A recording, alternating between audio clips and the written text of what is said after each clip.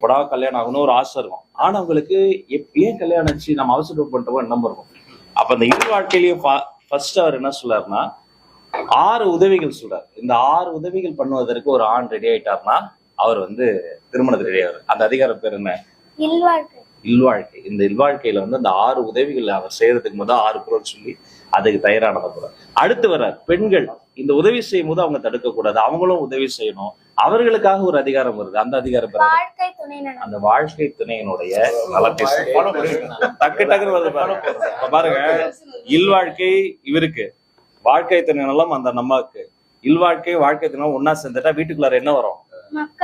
அழகான குடல் குடலினிது யாழினிது என்பத்த மக்கள் மடலை சொல் கேளாத. இப்ப இதுதான் அறம். அவரு நல்லா உதவி செய்வாரு, இந்த அம்மா உதவி செய்வாங்க. அவங்களுக்கு ஒரு குழந்தை பிறந்துருச்சு. அந்த குழந்தையினுடைய சிறப்பு அவ்வளவு சிறப்பு. இப்ப அந்த வீட்டுக்குள்ளார ஒண்ணு பெருகும் குழந்தை. அந்த பிறகு ஒரு உடைமை இருக்கும், வீட்டு உடைமை, சொத்துடைமை.